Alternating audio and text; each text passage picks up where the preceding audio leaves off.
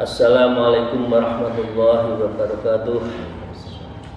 A'udzubillahi minasyaitonir rajim. Bismillahirrahmanirrahim. Alhamdulillahilladzi hadana li hadza wa ma kunna linahtadiya laula an hadanallah. Asyhadu an la ilaha illallah wa la syarikalah wa asyhadu anna Muhammadan abduhu wa rasuluh la nabiyya ba'dah. A'udzubillahi minasyaitonir rajim. Bismillahirrahmanirrahim. Ya ayyuhalladzina amanu taqullaha wa kunu ma'as-shadiqin. Amma ba'dah.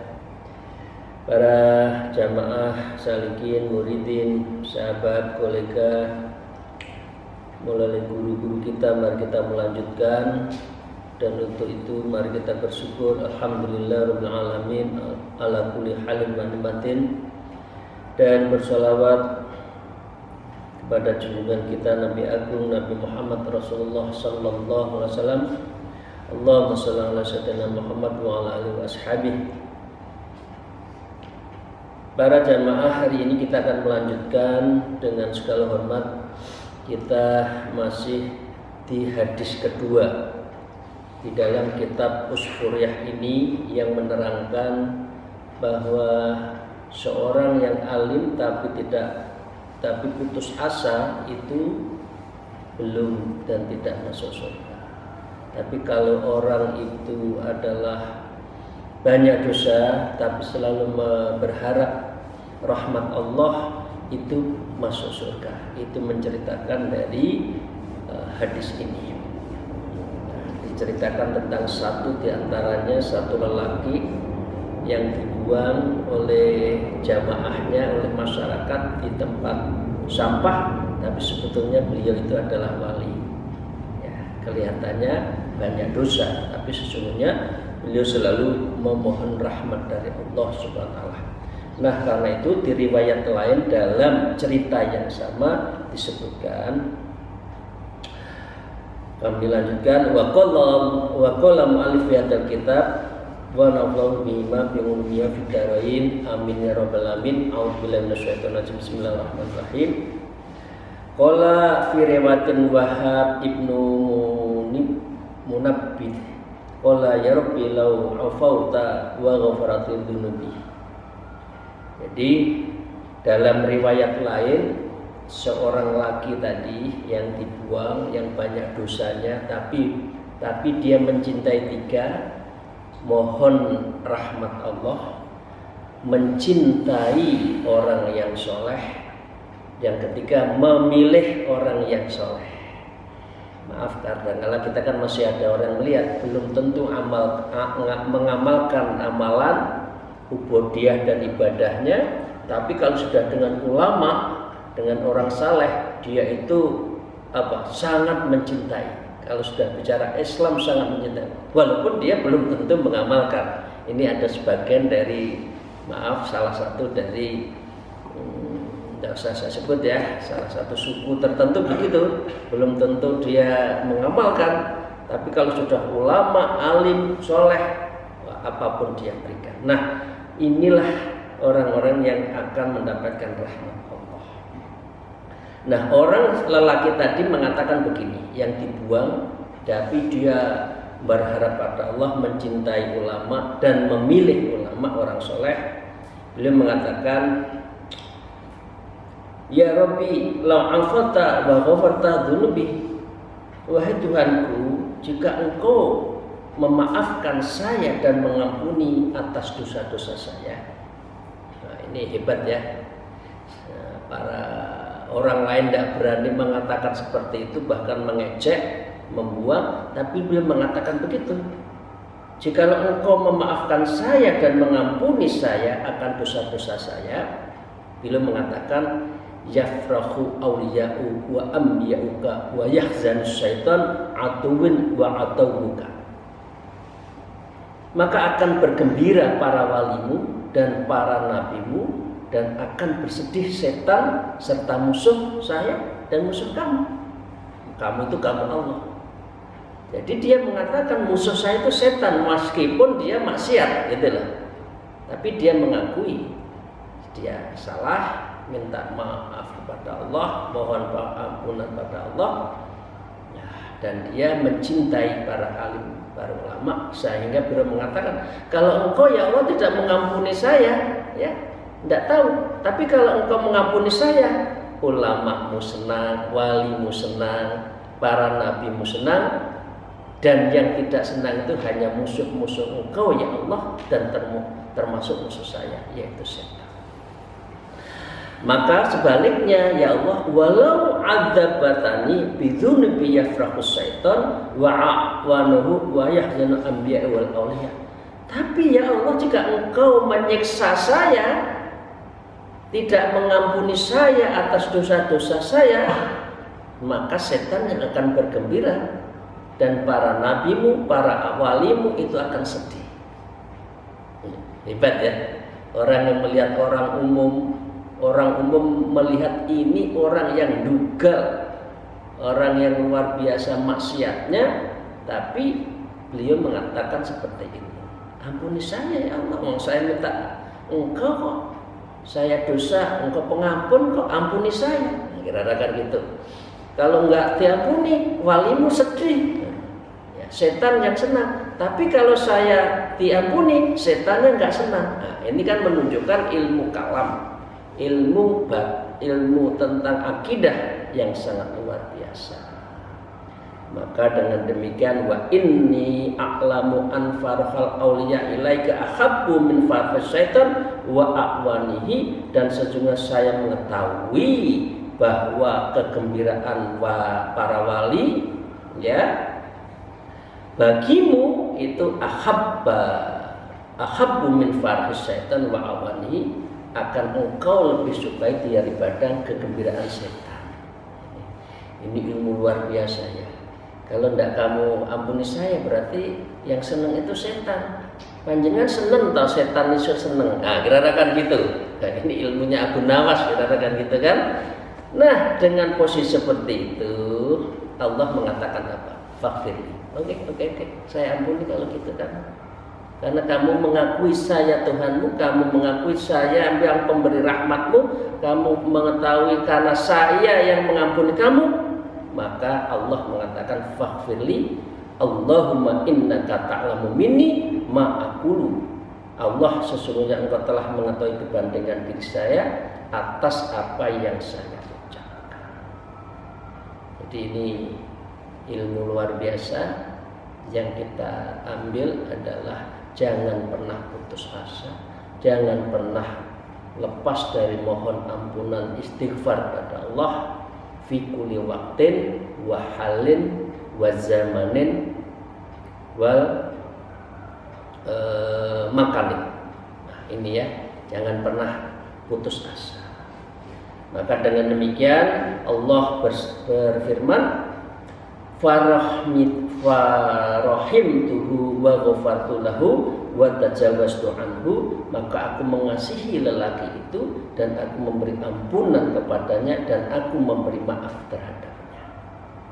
Ya, karena beliau doanya itu munajatnya seperti itu. Sekali lagi Bapak Ibu sekalian, kalau berdoa sebaiknya munajatnya ya Allah, kula dosane kathah, sinten malih ingkang boten yang saged ngampuni kecuali panjenengan, ampunilah ya Allah.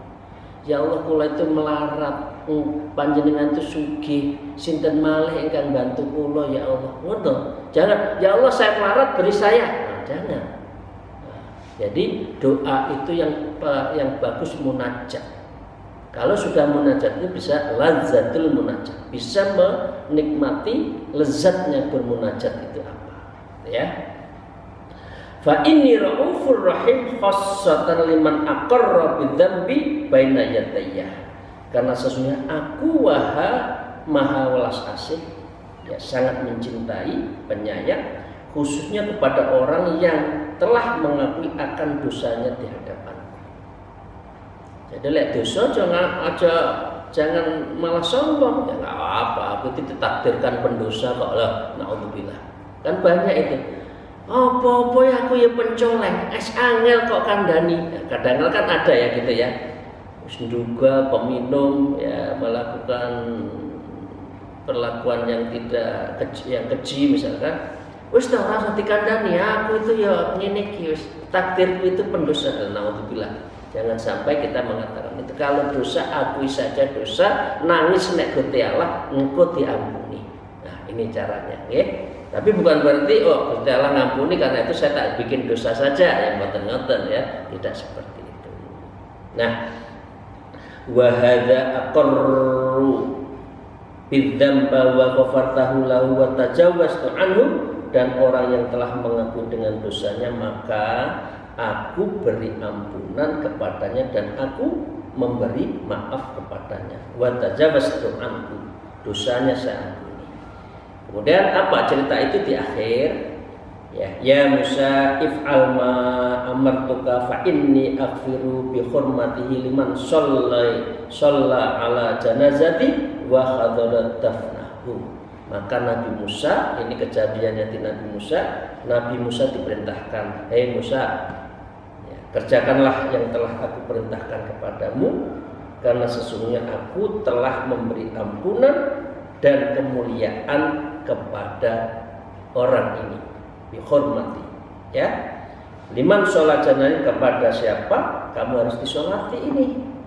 Wan kamu adalah wa hadarat dafnahu, dan kamu harus sholati, mandiin, dan kamu juga harus menguburkannya, ya, memakamkannya.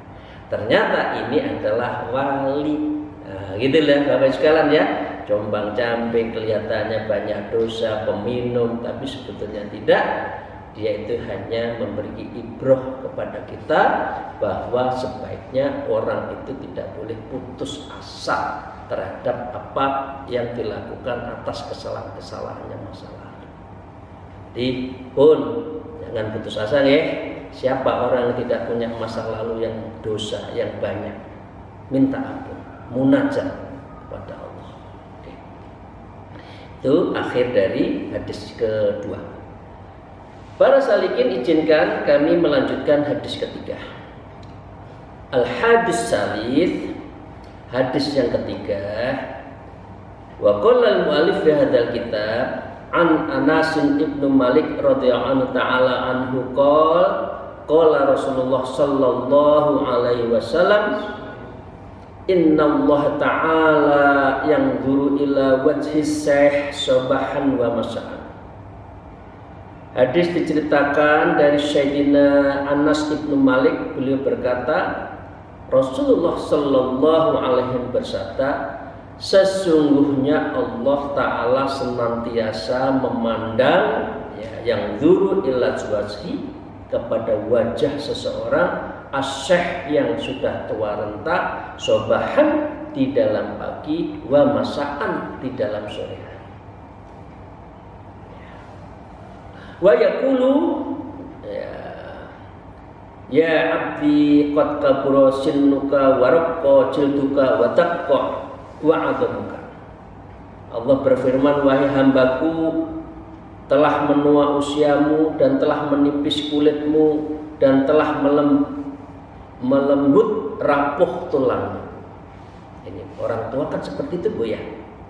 Orang tua ya, saya aja sudah kepala 6 ya, 60.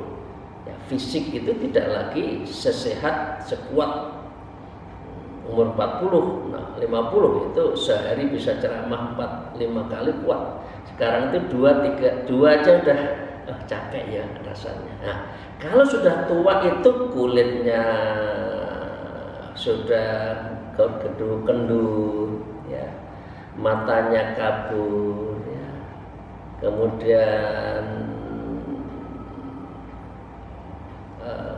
rambutnya sudah bertabur ubannya, pendengarannya sudah kabur, ya, kulitnya sudah kendur itu, ya, maka dengan demikian waqtaruba ajaluka wa hanna qutmatika, dan semakin mendekat ajalmu dan saat kedatanganmu kepada. Fastahyi minni fa anna astahyi min syaitika an a'adza bika finnar, maka malulah kepadaku, maka aku akan malu terhadap ubanmu untuk menyiksamu di dalam neraka. Dan the meaning behind hadis ini, makna di balik hadis ini adalah dua. Yang pertama, kalau lek wis tua, kalau sudah tua ya sudahlah akhirah. Ya, ini pada individu orang tersebut. Ojo tua tambah ndodro. Ya, ndodro dunyone, ngerti ndodro ya? Ini orang Jawa ya. Ndodro maksiate ya, ndodro seneng dunyone ya, jangan. Nah, yang kedua, the meaning behind this hadis adalah kita diminta menghormati orang tua. Allah saja menghormati fi masaan wa sobahan, masa kita tidak menghormati orang tua yang tua renta itu. Nah, karena itu ada cerita ya, dari hadis ini ada satu cerita. Wa hukami anna Aliyan radhiyallahu ta'ala anhu kana yadhhabu ilal jama'ati li sholatil fajr musri'an. Pada saat tertentu dikisahkan anna Aliyan, Sayyidina Ali radhiyallahu anhu, kana yadhhabu ilal jama'at sholah, beliau kalau pagi uduk-uduk ya, pagi-pagi sholat ke masjid ya, beliau jalan Sayyidina Ali karamal wajah itu untuk apa? Sholat fajar musri'ah. Sholat itu tergesa-gesa. Ya. Ya, karena ingin melakukan sesuatu. Sholat ya, sholat sebelum subuh itu kan ada sholat fajar salah satunya. Nah, di jalan falakya sayhan fit tariqi yamsi qudamahu ala sakinah wal bukhari fi sulukit tariq. Jalan ketika saat Sayyidina Ali menuju masjid, beliau berjalan, ketemulah seorang tua renta berjalan pelan-pelan di depan beliau, di depan Sayyidina Ali dengan perlahan, dan karena jalannya itu dilakukan orang tua. Orang tua itu kan tuyuk-tuyuk kan, jalan pelan-pelan gitu kan. Nah, kira-kira ceritanya seperti itu. Apa yang dilakukan Ali? Wa mamarra alaihi radhiyallahu anhu takriman lahu wa ta'dhiman lisayyidihi. Sayyidina Ali tidak berani ngelewatin orang tua itu. Beliau tetap jalan di belakangnya ya. Nah, untuk menghormati, wa ta'dhiman lisayyidihi, untuk menghormati karena orang tua itu sudah tua, rambutnya sudah putih. Hatta khana waktu tulu'i syamsi ya. Hingga hampir tiba waktu terbit matahari, surupnya itu mau habis. Sholat surupnya itu sudah mau datang, subuhnya sudah mau habis. Dia hanya tidak mau melewati orang tua tadi, orang yang sudah renta tadi. Ya. Falamma dana syekh ila babil masjid, falam yadkhulul masjid. Tapi anehnya para salikin, jamaah yang hormat, setelah mendekati masjid, orang tua tadi tidak masuk masjid. Ya. Beliau mengikuti orang tua di belakangnya. Sayyidina Ali itu orang tua tidak etis untuk melewati, untuk itu kan ngece ya. Halo orang tua, saya lebih jalan cepet ya. Itu kan ngece bahasa Jawanya. Nah, beliau tidak. Litakzima, menghormat kepada orang tua tadi yang sudah renta, yang ubannya sudah banyak tadi, yang penuh dengan uban. Tapi orang tua tadi tidak masuk masjid. Fa'alima aliyah radhiyallahu ta'ala anhu annakana minan nasro.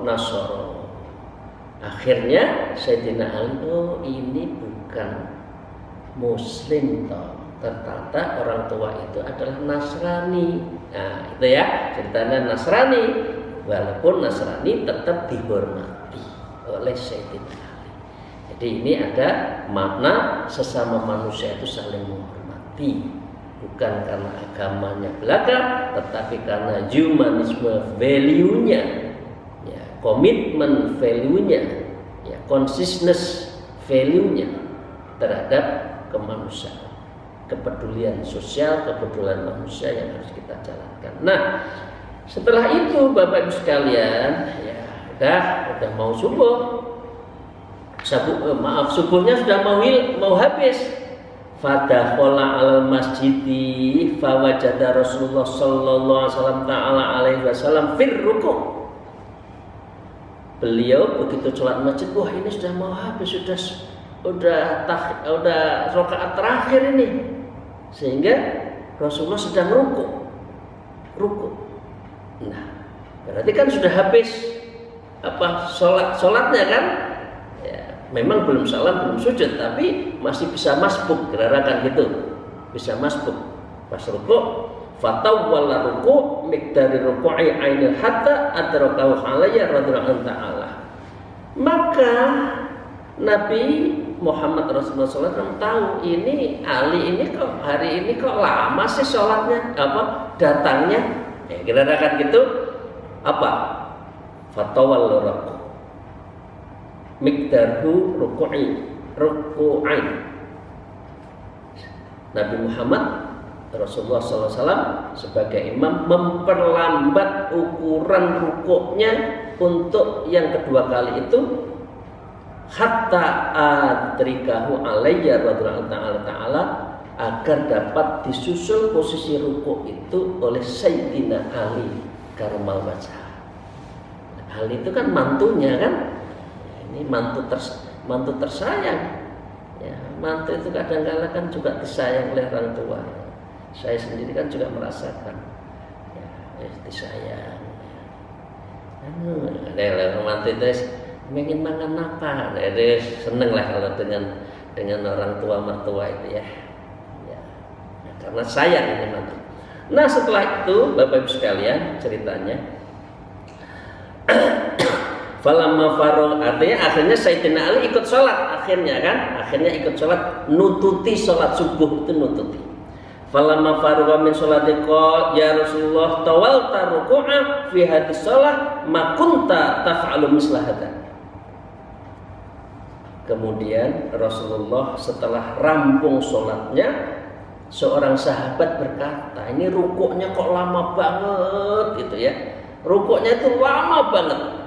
Wahai Rasulullah, mengapa Anda memperlama rukuk? Ya Rasulullah, ya lima tawalta rukuk fi hadis sholat. Mengapa sholat kali ini Rasulullah kok rukuknya lama? Ya, ma kunta taf'alu mithla hadza, dan tidak pernah dilakukan seperti ini. Ya, itu para sahabat bertanya. Faqala Rasulullah sallallahu alaihi wasallam ta'ala lamma raka'ta wa qultu subhana rabbiyal azim kama kana wirdi. Tatkala saya rukuk dan saya telah mengucapkan subhanallah rabbil azimi sebagaimana biasanya saya membaca, wa aradtu an arafi arsi, dan saya hendak mengangkat kepala, biasa kan, rukuk mau mengangkat kepala, ja'a Jibril alaihissalam wa wadu'a janahahu ala dhahri wa akhadhi tawilan. Malaikat Jibril datang meletakkan sayapnya di atas punggung saya, ya, dan ia memegang saya dengan lama. Karena punggungnya ojo ngadeg-ngadeg, jangan berdiri dari rukuk, ditekan sama malaikat Jibril. Lama. Kan tidak bisa Rasulullah berdiri, untuk malaikat jengku neken, kan tidak bisa. Nah, karena itu falamma rafa'a janahu rafa'at ra'si, dan lalu tatkala ia telah mengangkat sayapnya, malaikat itu sudah menghindari, maka Rasulullah bisa mengangkat kepalanya. Itu faqalu lima fa'ala faqadza, lalu para sahabat bertanya, terus mengapa malaikat Jibril kok meletakkan itu, ada apa? Ya, para sahabatnya tanya, wonten napa Gusti Rasul? Wonten napa? Kira-kira itu kan nanya, dialog. Rasulullah itu kan senengnya dialog. Ya, dialog, senyum, rangkul, ngelus-ngelus punggungnya ke sahabat, ngelus-ngelus kepalanya kepada sahabat. Asik lah Rasulullah itu, senyumnya itu ya melebihi the smiling general ya dengan senyumnya seorang jenderal. Beliau senyumnya enak. Kemudian lalu Nabi besar, saya tidak bertanya. Fakulah masyaallah dalik. Saya nggak sempat tanya kepada malaikat Jibril, saya sholat. Kira-kira kan gitu ya. Malaikat sholat. Nah, maka dengan demikian, fakhadhara Jibril alaihissalam wa qala ya Muhammad inna alayyan kana yastajilul lil jama'ati falaki sayhan nasraniyan fit tariq. Ketahuilah wahai Rasulullah, malaikat Jibril ganti berkata bahwa Sayyidina Ali itu lagi sedang terburu-buru jalan ingin sholat dan dia tidak mau untuk mendahului seorang Nasrani yang jalannya pelan-pelan. Jadi ini saking cintanya Allah kepada Rasul kepada Nabi, dan Allah memerintahkan menyayangi kepada orang tua. Katakan itu jalannya pelan orang Nasrani, walam ya'lam alayya aliyun anna nasraniyan wa akramahu li ajli sayyidah. Dan Sayyidina Ali tidak mengetahui bahwa orang itu adalah Nasrani dan dia niatnya hanya menghormati orang tua karena dia itu udah orang tua renta. Nah, wa ma taqaddama ma'afidha haqqah, dan dia tidak mau mendahului. Fa'amara ta'ala an ahlika fi ruku' hatta yudriku ala sholatil fajr, maka Allah memerintahkan saya untuk memegang boyo Anda ya dalam rukuk itu agar Sayyidina Ali bisa menyusul untuk sholat subuh. Wa hadza laisa bi'ajab, dan ini bukan sesuatu yang ajib. Loh, saya diperintahkan Allah untuk menekan kamu nggak bisa bergerak, gampang, nggak sesuatu yang ajib. Saya satu kejap mata dari Condet ke Mekah gampang, kira-kira kata malaikat Jibril. Tapi bukan itu yang mengagumkan. Yang mengagumkan apa? Wa ajabul ajab anna ta'ala amara Mikail alaihissalam. Yang ajab itu bukan saya Jibril meletakkan tangan saya, sayap saya di punggung Anda untuk tidak berdiri. Yang luar biasa itu adalah malaikat Mikail yang diminta untuk apa? An yakduhas samsu. Matahari, kamu jangan jalan dulu. Jangan keburu sholat suruh deh. Ya, biar ini orang masih panjang. Mataharinya direm sama malaikat Mikail. Luar biasa ya. Ia akan memegang matahari dengan sayapnya hingga matahari tidak terbit dalam waktu yang lama. Ayyakhudha tawilan, biar panjang. Jadi paginya itu panjang, direm biar nggak cepat sholat suruh. Li ajli Ali radhiyallahu ta'ala, demi Sayyidina Ali radhiyallahu ta'ala. Hebat ya, hadis ini hebat ya, cerita ini hebat. Orang yang tua harus dihormati. Jangan menghardik orang tua, apalagi orang tua kandung. Na'udzubillah, astagfirullah. Selama masih ada orang tua, meskipun besok kiamat harus tetap dihormati. Saya berprinsip di keluarga, meskipun besok kiamat kalau orang tua sakit harus tetap dicarikan obat. Nggak boleh ada kata tidak, koma kepada orang tua, tidak boleh. Nah, ini adalah orang lain saja sampai matahari tidak boleh jalan, direm agar Ali untuk bisa sholat fajar, sholat subuh. Karena apa? Ali menghormati kepada orang tua. Siapa orang tua? Meskipun orang itu Nasrani. Bagus enggak? Hadis ini, cerita ini bagus enggak? Insya Allah bagus. Maka waqala hadhir darajah bi hurmati Syekh Fani ma'a annahu kana nasraniyan. Dan malaikat Jibril berkata, dan inilah merupakan derajat yang tinggi Sayyidina Ali karena memulihkan orang tua, padahal orang tersebut adalah Nasrani. Demikian, terima kasih. Semoga kita bisa mengambil ibrah hadis ini, dan ini menjadi bagian kehidupan sehari-hari kita. Kita memuliakan, menghormati kepada orang-orang tua, khususnya orang tua kita. Al-afu minkum, mohon maaf atas segala kekurangan saya. Wallahu muwaffiq ila aqwamit thariq. Wassalamualaikum warahmatullahi wabarakatuh.